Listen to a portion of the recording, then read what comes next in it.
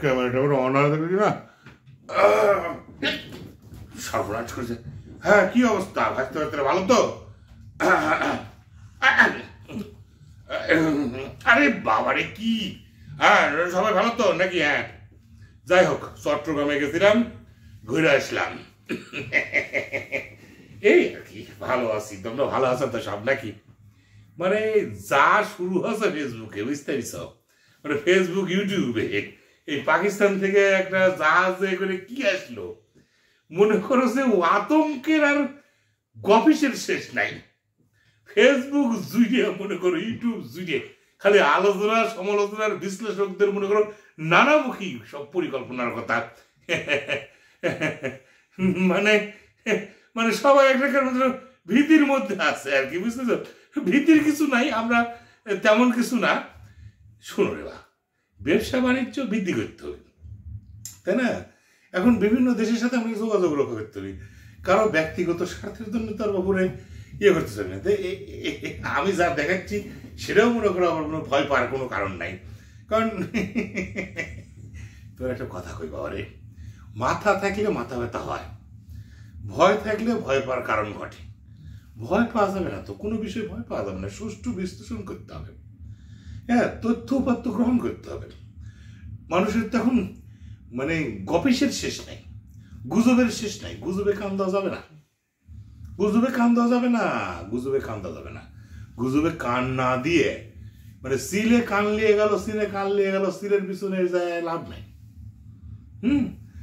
ব্যাপার পত্রিকা এরা প্রকাশ্য দিবালকের মতো সত্য কি আসতেছে। তবে হ্যাঁ, আমাদের প্রতিবেশী রাষ্ট্রের তো উৎকণ্ঠা হতে পারে, উৎকণ্ঠা হওয়া স্বাভাবিক। কিন্তু তারা যদি সহায়তা করে, মন মানসিকতা যদি সহায়তা ভিত্তিক থাকে, তাহলে পরে কিন্তু কোনো সমস্যার কথা না। সবাই মিলে কিন্তু একটা দেশকে গড়তে হবে। আজকে দেশের ভিতরে অভ্যন্তরে বহু সমস্যা, আন্তর্জাতিক সমস্যা যদি আর সাথে পেঁয়াজ বেঁধে যায়, তাহলে কিন্তু খুবই সমস্যা। সমস্যা থেকে আমাদের উত্তরণে লাগবে রে বা। ইয়ের কি ফেসলে মনে হয় সমস্যা থেকে উত্তরণে লাগবে। যেমন ধরো আমারে তোমার উপদেষ্টারা যা করতেছে, দেশের জনগণের কিন্তু শান্ত করতে পারতেছে না, আকাঙ্ক্ষা পূরণ করতে পারতেছে না। 16 বছর ধৈর্য ধরেছিল, আরো যদি 16 বছর ধৈর্য ধরতে হয় তাহলে তো হইল না। আগেকার থেকে এখনকার প্রত্যাশাটা বেশি, চাপ নিতে হবে রে বা, প্রত্যাশার চাপ নিতে হবে, নিতে হবে না? আজকে ঢাকাতে যা গার্মেন্টস বন্ধ হয়ে যাচ্ছে, হাজার হাজার মানুষ, লক্ষ লক্ষ মানুষ বেকার হয়ে যাচ্ছে। এই বেকারত্বের অভিশাপ কিন্তু এরা চুরি চামারি করতে লাগবে। মানুষের যখন পেট চলবে না তখন কি করবি? চুরি, রাহাজানি, ডাকাতিগুলো বেড়ে যাবে, বেড়ে যাবি না? তাহলে মানুষের মনে শান্তি ফিরে আনতে হবে, নিরাপত্তা দিতে হবে, নিশ্চয় দিতে হবে, চিকিৎসা, খাদ্য, বস্ত্র, এগুলো কিন্তু ব্যবস্থা করা লাগবে। অনেক কোম্পানি আছে বেতন দিতে পারতেছে না, যার জন্য কি হচ্ছে, যার জন্য কোম্পানির কর্মচারীগুলা মাঠে নেমে আসতেছে, আন্দোলন করতেছে। আরে বাবারে, এই জিনিসগুলো তো ট্যাকেল দেওয়া লাগবে, দেওয়া লাগবে না? খালি আমরা আনফালাঙ্গি কথাবার্তা করছি, এই করব সেই করব, হ্যাঁ, হাতি ঘোড়া গেল তল বলে কত জল, মানে ভাব হতে তাই। সমর্থন থাকতে থাকতে কাজ করা লাগবে। এত বিতর্ক আসছে কি জানে বাবা তোমারে? তোমরা জ্ঞানী গুণের কথা শুনে শুনিচ্ছ না কি জানে? সরকার, এই সরকারের তো জনগণের কথা কানে নিতে হবে। কেন যুদ্ধ করলো মানুষ, কেন এই যে গণ আন্দোলন হলো, ফুসে উঠল, তাই না? তোমরা ছাত্রদের কথা শুনিচ্ছ না। ছাত্ররা যদি আর না আসে তোমার পিছনে দাঁড়ায়, তোমরা তো পড়ে যাবে। ফাঁসির দড়ি তোমরা এখন চিন্তা করেছ, বিপ্লব ব্যর্থ হইলে ফাঁসির দড়ি আসবি কেন? বা বিপ্লবীর এইসব চিন্তা আসবে কি জন্য? হ্যাঁ, দেশ তো গোড়া লাগবে, বিপ্লব ব্যর্থ হবে কি জন্য? এত ভয় কি জন্য তোমারে? ভয় কি? অকামার থেকে তো ভয় আসে। জ্ঞান মানে কথাবার্তার তো অজ্ঞানের মতো করলে হবি না। ব্যর্থ হওয়ার চিন্তা মনের মধ্যে আসলে কি সফল হওয়া যায়? হ্যাঁ, কাজ করতে হবে, সঠিক পরিকল্পনা করতে হবে।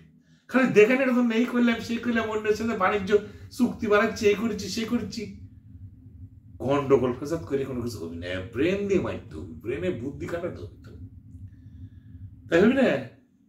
তাহলে এটার জন্য যা করা লাগে সেটা করতে হবে।